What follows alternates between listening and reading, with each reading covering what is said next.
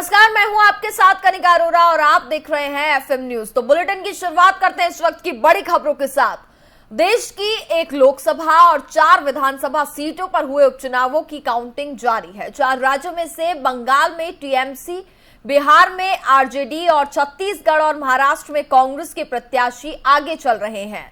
बंगाल के बालीगंज विधानसभा सीट से बाबुल सुप्रियो, जबकि महाराष्ट्र के कोल्हापुर से कांग्रेस प्रत्याशी जयश्री यादव आगे चल रही हैं।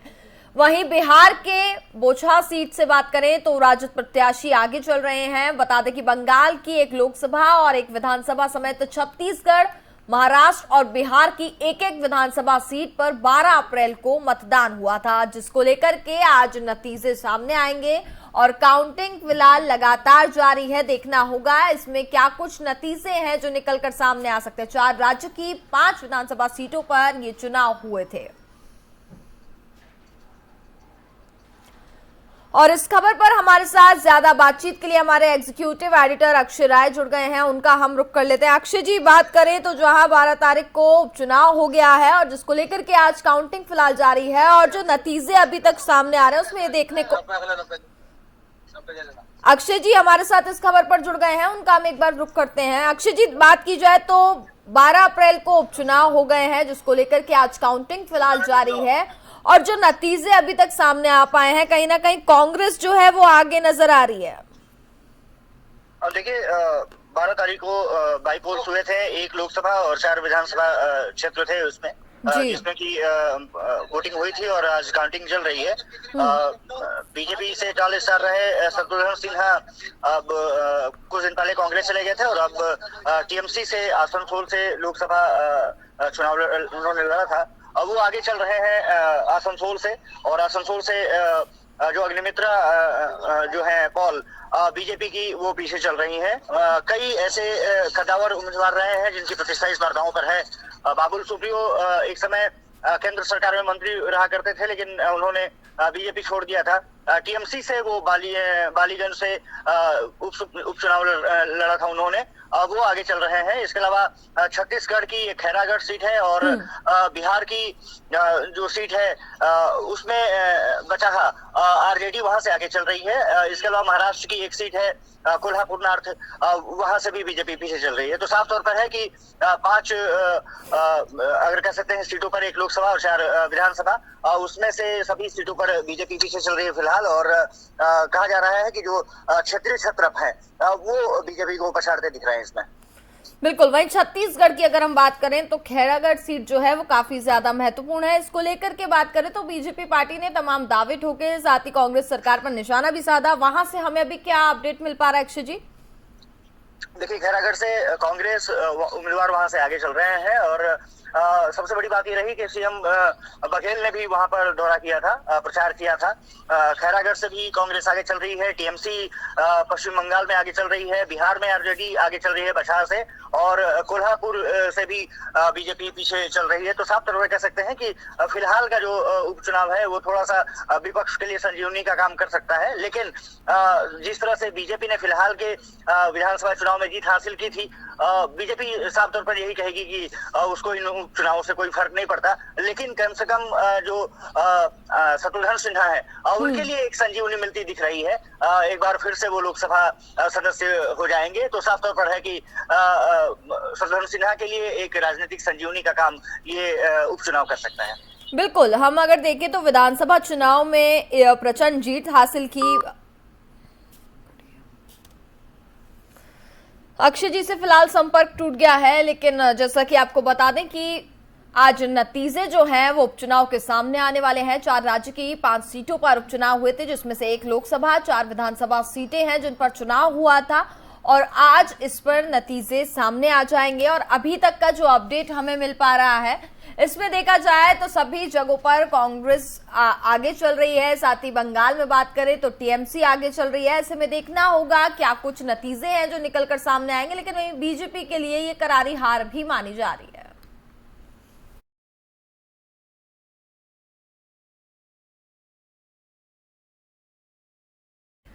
दो दिवसीय वाराणसी दौरे पर वाराणसी पहुंचे उपराष्ट्रपति एम वेंकैया नायडू सुबह बाबा विश्वनाथ और काशी के कोतवाल कहे जाने वाले काल भैरव के दरबार में उन्होंने माथा टेका। विश्वनाथ धाम पहुंचकर उपराष्ट्रपति रेड कार्पेट से होते हुए बाबा के गर्भगृह में पहुंचे। उनके साथ राज्यपाल आनंदीबेन पटेल, प्रदेश के उप मुख्यमंत्री ब्रजेश पाठक और राज्य मंत्री स्वतंत्र प्रभार दयाशंकर मिश्रा दयालु भी इसमें मौजूद रहे। उपराष्ट्रपति एम वेंकैया नायडू अपने परिवार के साथ देवाधिदेव महादेव काशी विश्वनाथ का उनके वहां पर पूजन अर्चना उन्होंने की। साथ ही श्री काशी विश्वनाथ का दर्शन पूजन के बाद अपने परिवार को बाबा विश्वनाथ के धाम को निहारा और मंदिर के बारे में अधिकारियों से जानकारी भी ली।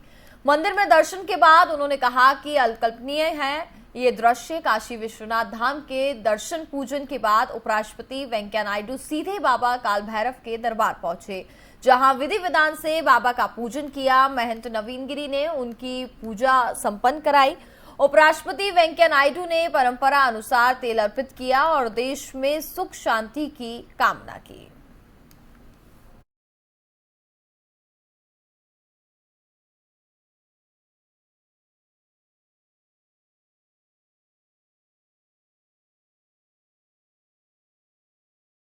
खबरों में आगे बढ़ते हैं। आज हनुमान जयंती के मौके पर पूरे देश में इसे धूमधाम से मनाया जा रहा है। प्रधानमंत्री नरेंद्र मोदी ने इस मौके पर गुजरात के मोरबी में भगवान हनुमान की 108 फीट की मूर्ति का अनावरण किया। पीएम मोदी ने इस दौरान लोगों को हनुमान जयंती की शुभकामनाएं दी हैं। प्रधानमंत्री नरेंद्र मोदी ने क्या कुछ कहा, आपको सुनाते हैं। इस पावन अवसर पर आज मोरबी में हनुमान जी की इस भव्य मूर्ति का लोकार्पण हुआ है। ये देश और दुनिया भर के हनुमान भक्तों के लिए, राम भक्तों के लिए बहुत सुखदायी है। आप सभी को बहुत बहुत बधाई। साथियों, रामचरितमानस में कहा गया है, बिनु हरि कृपा मिल ही नहीं संता। यानी ईश्वर की कृपा के बिना संतों के दर्शन दुर्लभ होते हैं। मेरा यह सौभाग्य है कि बीते कुछ दिनों के भीतर मुझे मां अंबाजी, उमिया माता धाम, मां अन्नपूर्णा धाम का आशीर्वाद लेने का मौका मिला है। अब आज मुझे मोरबी में हनुमान जी के इस कार्य से जुड़ने का, संतों के समागम का हिस्सा बनने का अवसर मिला है। भाइयों और बहनों, मुझे बताया गया है कि हनुमान जी की इस तरह की 108 फीट ऊंची प्रतिमा देश के 4 अलग अलग कोने में स्थापित की जा रही है। शिमला में ऐसी ही एक भव्य प्रतिमा तो हम पिछले कई वर्षों से देख रहे हैं। आज यह दूसरी प्रतिमा मोरबी में स्थापित हुई है।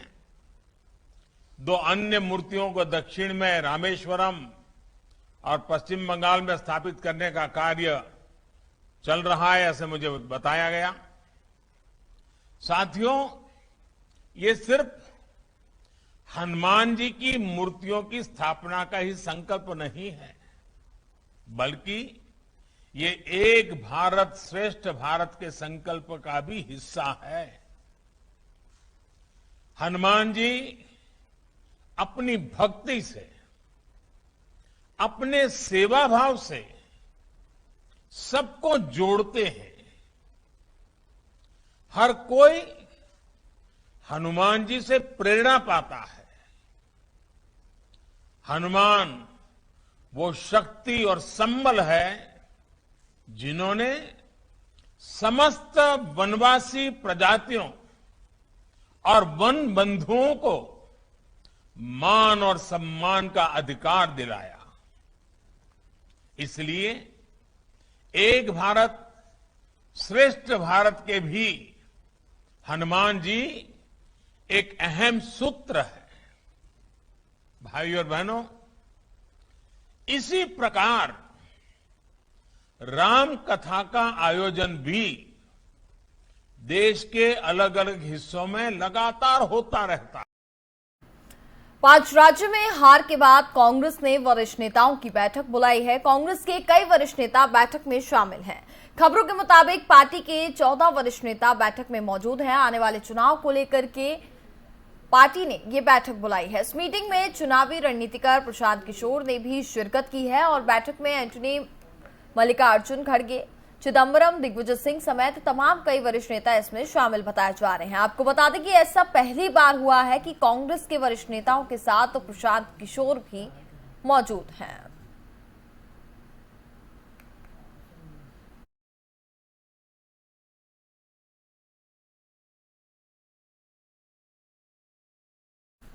रूस की सरकारी मीडिया का कहना है कि नाटो के खिलाफ मॉस्को का अब वर्ल्ड वॉर 3 छिड़ चुका है। ये सनसनीखेज बयान एक नामी टीवी प्रेजेंटेटर की ओर से उस घटना के बाद आया है जिसमें रूस ने यूक्रेन में एक और GRU मिलिट्री इंटेलिजेंस एजेंट खो दिया है। ये क्रेमलिन की शीर्ष खुफिया सर्विस है। ओल्गा सगबेया ने रोसिया के अगर बात करें तो एक चैनल के दर्शकों ने कहा है कि जिसे आगे बढ़ाया गया उसे तीसरा विश्व युद्ध कहा जा सकता है। उन्होंने आगे जोर देकर कहा कि ये पूरी तरह से सुनिश्चित है। दरअसल अमेरिकी रक्षा विभाग के एक वरिष्ठ अधिकारी ने कहा था कि उत्तरी काला सागर में डूबा रूस का मिसाइल वाहक युद्धपोत यूक्रेन के दागे गए पोत रोधी मिसाइल हमले का निशाना बना था और कम से कम एक मिसाइल पोत पर गिरा था। कीव सरकार ने भी युद्धपोत पर मिसाइल हमले का दावा किया है। पेंटागन के अधिकारियों ने पहले ही कहा था कि वे यूक्रेन के दावे का सत्यापन नहीं कर सकते, लेकिन उन्होंने इसे खारिज भी नहीं किया था। वहीं रूस के खिलाफ युद्ध में यूक्रेन को अब तक कितना नुकसान हुआ है, इसका ब्यौरा राष्ट्रपति जेलेंस्की ने दिया है। एक चैनल को दिए गए इंटरव्यू में राष्ट्रपति जेलेंस्की ने बताया कि शुरुआती डेटा के मुताबिक अब तक 3000 यूक्रेनी सैनिक मारे जा चुके हैं। इसके अलावा 10,000 जवान भी घायल हो चुके हैं। तो रूस और यूक्रेन में युद्ध जो है वो लगातार जारी है। आज युद्ध का 52वां दिन है, लेकिन युद्ध थमने का नाम नहीं ले रहा है और वहीं इस पर तमाम बयानबाजी भी सामने आ रही है कि तीसरा वर्ल्ड वॉर जो है वो छिड़ चुका है। ऐसे में देखना होगा इस पूरे मामले पर आगे क्या कुछ होता है, क्योंकि युद्ध जो है वो थमने का नाम नहीं ले रहा है। पुतिन की अगर हम बात करें तो रोजाना उनकी तरफ से भी तमाम बयानबाजी की जा रही है। साथ ही जेलेंस्की भी अब पीछे हटने को तैयार नहीं है।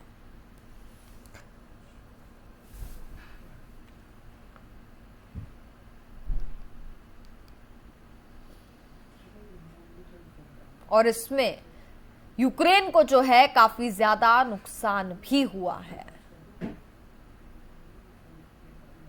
एक पूरा ब्यौरा और डेटा जो है वो जेलेंस्की ने बताया है, जिस दौरान ये साफ हो गया है कि यूक्रेन वासियों को काफी ज्यादा नुकसान भी हुआ है।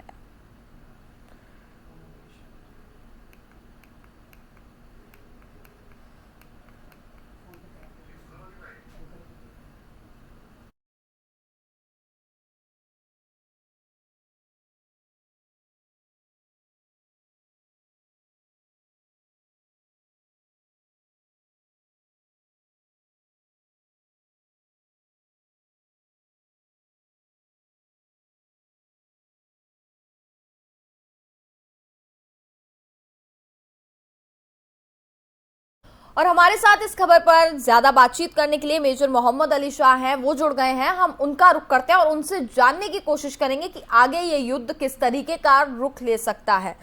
सर, अगर हम बात करें तो युद्ध जो है वो काफी दिनों से छिड़ा हुआ है और थमने का नाम नहीं ले रहा है। तमाम तरीके की बयानबाजियां जो हैं वो सामने आ रही है। क्या लगता है सर, आगे ये किस तरीके का रुख ले सकता है, क्योंकि बयानबाजी में ये भी सामने आ गया है कि तीसरा वर्ल्ड वॉर जो है वो छिड़ गया है अब। जी देखिए, बात ऐसी है कि तीसरा विश्व युद्ध जो बयान आ रहा है वो परसेप्शन के मुताबिक है कि आप क्या सोचते हैं, आपको क्या लग रहा है कि तीसरा विश्व युद्ध है कि नहीं है ये। तो उस हिसाब से तो इसमें वेस्टर्न पावर्स जो है, अमेरिका, यूके, ये तो खत्म नहीं होने का, ये चाल ही रही है खत्म हो जाए। युद्ध। और क्योंकि यूके के प्रधानमंत्री भी, आपने बॉडी लैंग्वेज देखी होगी ज़ेलेंस्की साहब की, जब यूके के प्राइम मिनिस्टर वहां पे गए थे, जिस तरीके से उनकी बॉडी लैंग्वेज थी, जैसे कि कोई बॉस आ रहा है और आप इंस्पेक्शन करवा रहे हैं अपनी जगह का, उस तरीके से। तो वेस्टर्न पावर जब तक नहीं चाहेंगी ये युद्ध रुकना, ये युद्ध नहीं रुकेगा, क्योंकि ज़ेलेंस्की साहब वही करेंगे जो वेस्टर्न पावर्स चाहेंगी, अमेरिका यूके चाहेगी। और क्योंकि आर्म डीलिंग का रैकेट जो है, का जो मार्केट है, वो बहुत इससे फायदा इनको है। इसके लिए ये युद्ध अभी काफी और लंबा खींचने वाला है, कम से कम मैं तो बोल रहा हूँ कुछ चंद महीने और। ये जैसे कि पहले अनुमान लगाए थे कि 2-4 दिन में, 6 दिन में रूस कब्जा कर देगा यूक्रेन पे। और देखिए, हाथी और चींटी की लड़ाई होती है, हाथी कुचल सकता है चींटी को, लेकिन अगर चींटी हाथी के नाक के सूंड के अंदर घुस जाए तो वो हाथी के नाक में दम कर देगी। और ये कहानी वही है बिल्कुल जी। अब क्योंकि यूक्रेन को बाहर से भी सपोर्ट मिल रहा है ना, वेस्टर्न पावर से, बिल्कुल, तो ये और लंबा खींचने वाला है। और ये विश्व युद्ध तो अभी फिलहाल ऐसा कोई लग नहीं रहा है कि अभी है, लेकिन हाँ, हो सकता है कि अगर हम इतिहास में जाएं और देखें तो हम देखते हैं कि 28 जून 1914 में बोस्निया में एक सर्बियन नेशनलिस्ट ने ऑस्ट्रिया हंगरी के एयर का असैसिनेशन किया था। उसके 1 महीने के बाद ऑस्ट्रिया हंगरी ने युद्ध छेड़ा सर्बिया पे, और उसके बाद बाकी देश सामने आए। अमेरिका ने कहा था हम कहीं पे हम युद्ध में हिस्सा नहीं लेंगे। तो 1917 तक 16, 17, 18 मार्च 1917 में जब जर्मनी ने अमेरिका के 3 जहाजों को, की 3 शिप्स को डुबाया, तब प्रेसिडेंट वुडरो विल्सन ने डिक्लेयर किया कि हम इस युद्ध में कूदे। उसके आप फिर से इतिहास लगाएं, दूसरे अब विश्व युद्ध की बात करते हैं हम। 1 सितंबर 1939 में जर्मनी ने पोलैंड पे हमला कर दिया। उसके बाद जाके और देश इसमें जुड़े, तो विश्व युद्ध वहां से बना है। मगर शांति भी देखिए आप, शांति कौन लेकर आया? जब एक्सेस पावर्स और अलाइज जब युद्ध पे थे, तब शांति वो लेके आया जो देश नॉन अलाइन थे, जो देश इस युद्ध में हिस्सा नहीं ले रहे थे, जो देश, तो वो ही शांति लेकर आए। उसी तरीके से मैं देखता हूं कि हिंदुस्तान की इसमें बड़ी अहम भूमिका रहेगी, क्योंकि हम ना ही किसी के पक्ष में हैं, ना ही किसी के विपक्ष में हैं, मगर हम शांति की बात करते हैं। अगर एक तरफ अमेरिका हमको उकसाता है और बोलता है कि हमारा ही स्टैंड शेकी है, हम कहीं पे एक स्टैंड नहीं लिए, हमने बड़ी अच्छी स्टैंड ली है, हमने बड़ी अच्छी स्टैंड ली है बल्कि जी। और ये स्टैंड मैं कहता हूँ, मैं किसी को चैलेंज नहीं कर रहा किसी देश को, मगर कहता हूँ मजाल है किसी एक देश की जो हम जैसी स्टैंड लेकर दिखा दे। भाई पाकिस्तान के इमरान खान ने हमारी तारीफ करी है, जहाँ पे हम क्वाड के हिस्सा है, वहां पे हम रूस से सस्ता तेल भी ले रहे हैं और हम बिल्कुल न्यूट्रल हैं। और जहाँ पे हम रूस के खिलाफ नहीं कह रहे, इसका मतलब ये तो नहीं है कि अगर हम यूक्रेन के विपक्ष में कह रहे हैं ना, बल्कि जब ऑपरेशन गंगा चला था, हम 28,500 बच्चे लेकर आए थे यूक्रेन से, वहां रिहा करके वहां से, उस टाइम पे हमारे जो जहाज गए थे, हमें खाना, पानी, मेडिकल एड, दवाइयाँ, पूरी हेल्प हमने यूक्रेन को दी है। और तो हमारे इंटरेस्ट में क्या होएगा, हम चाहेंगे कि भी शांति बनी रहे, बल्कि अमेरिका ये बात नहीं चाहेगा। तो ये, जी हाँ, आपकी बात कहना सही है, एक तरीके से कुछ कहा नहीं जा सकता कि एक युद्ध कौन सा रुख ले, ये बदल भी सकता है और खतरा उसी का ही है। बिल्कुल, तो अमेरिका का तो कहीं ना कहीं बहुत बड़ा रोल है ही इसमें। बिल्कुल है, 100%। ये एक प्रॉक्सी वॉर मैं कहूंगा, ये अमेरिका और रूस का के बीच में युद्ध है। अमेरिका ने देखिए अफगान रशियन वॉर के टाइम पे भी क्या किया था, उन्होंने एक मुजाहिद तैयार किए थे अफगानिस्तान में, वो एक fighting force, Osama bin Laden भी उस मुजाहिद का हिस्सा था उस टाइम पे। बाद में उसामा बिन लादेन ने 11 सितंबर 2001 को अमेरिका को ही अटैक किया। अमेरिका ने ये वियतनाम में किया है, अमेरिका ने ये कोरिया में किया है, अमेरिका ने ये एक प्रॉक्सी वॉर अमेरिका लड़ रहा है रशिया के खिलाफ, क्योंकि उनका 10 साल तक लगा था, उनका चला था उनका कोल्ड वॉर जी। तो ये अमेरिका ही नहीं चाह रहा। मैं, लोग कहेंगे कि रूस ने जंग छेड़ा, मैं तो कहूंगा अमेरिका ने जंग छेड़ा एक तरीके से। और ये बात भी है कि यूके के रूस ने कीव को घेर लिया, मैं तो कहूंगा अभी दुनिया ने रूस को घेर लिया और रूस घिरा हुआ है अभी इस टाइम पे। और जब कोई घिर जाता है तब क्या कर, आप देखिए, आप अर्ली 1940s का देख लीजिए आप, जापान ने पर्ल हार्बर पे हमला किया था और ये बहुत बड़ा हमला था अमेरिका पे। उसके बाद वही उसामा बिन लादेन का दूसरा बड़ा हमला था जी। अगर खुदा ना खास्ता, भगवान ना करे, ऐसा कुछ हो जाए कि कोई न्यूक्लियर हो जाए या वॉर या कुछ हो जाए, तो चारा क्या है रशिया के पास। और अगर वो जैसे अभी हमने देखा कि वो न्यूक्लियर फुटबॉल लेके घूम रहे हैं, अपना ब्रीफकेस लेके घूम रहे थे प्रेसिडेंट पुतिन, जो कि 25 जनवरी 1995 में रूस के प्रधानमंत्री ने तब जाके ये तब ये एक्टिवेट हुआ था ये। उसके बाद अब आप देखिए चारा क्या जाओ, अगर फर्ज करिए आप जा रहे हैं जंगल में अपनी सुरक्षा करने के लिए, आपके पास बंदूक है और वो बंदूक का आप इस्तेमाल नहीं करेंगे, सब जानते हैं, क्योंकि बाद में इंक्वायरी होगी, कार्रवाई होगी। लेकिन अगर ऐसी नौबत आए तो आपको भी वो ट्रिगर दबाना पड़ेगा जी, ना चाहते हुए भी। बिल्कुल देखना होगा आने वाले दिनों में ये जो युद्ध है वो किस तरफ रुख लेते हुए सर नजर आएगा। बहुत बहुत शुक्रिया आपका हमारे साथ जुड़ने के लिए। आपका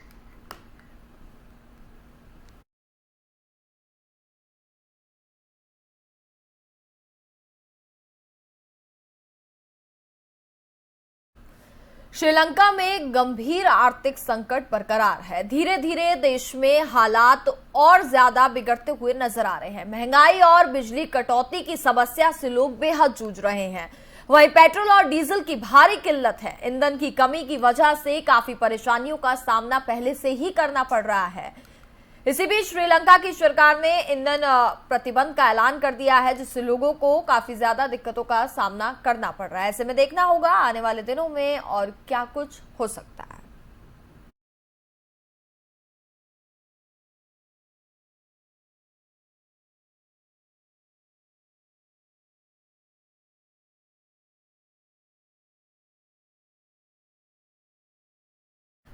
दिल्ली में आज हनुमान जन्मोत्सव की धूम है। पूरी दिल्ली में इसे धूमधाम से मनाया जा रहा है। वहीं आयोजन सवेरे से ही शुरू हो गया है। नई दिल्ली में झंडेवालन के पास प्रसिद्ध श्री सिद्ध हनुमान मंदिर को श्रद्धालुओं ने अच्छी तरह से सजाया और मंदिर पर रंग बिरंगी लाइट भी लगाई गई है। फूलों से मनोहारी सजावट भी कर दी गई है। हनुमान जन्मोत्सव के मौके पर दिन भर जगह जगह भंडारे और भजन कीर्तन भी होंगे। तस्वीरों में आप देख सकते हैं कि बेहद खूबसूरत तरीके से हनुमान जी की मूर्ति को सजाया गया।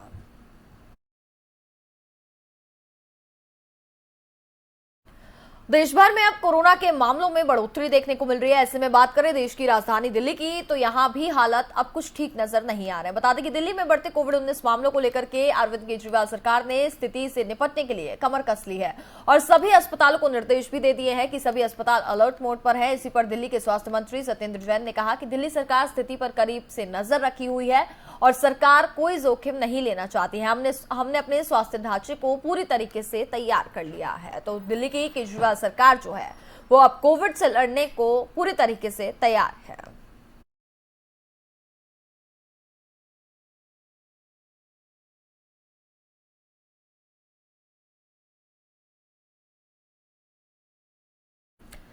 दिल्ली की लाइफलाइन कही जाने वाली दिल्ली मेट्रो की सेवाएं रविवार सुबह 2 घंटे के लिए ब्लू लाइन पर बाधित रहेंगी। ये जानकारी दिल्ली मेट्रो रेल कॉर्पोरेशन ने यात्रियों के लिए जारी कर दी है, जिसके बाद से डीएमआरसी ने सूचना जारी कर बताया कि ट्रैक खराब होने के कारण मेट्रो की ब्लू लाइन पर रविवार सुबह 7 बजे से तक द्वारका सेक्टर 21 से नोएडा इलेक्ट्रॉनिक सिटी और वैशाली के बीच सेवाएं प्रभावित रहेंगी। इस दौरान राजीव चौक से करोलबाग खंड पर आरके आश्रम और झंडेवालन मेट्रो स्टेशन बंद रहेंगे। तो मेट्रो स्टेशन के बंद रहने से ब्लू लाइन के यात्रियों को सुबह 7 बजे तक मेट्रो सेवाओं के सामान्य होने के लिए इंतजार करना होगा।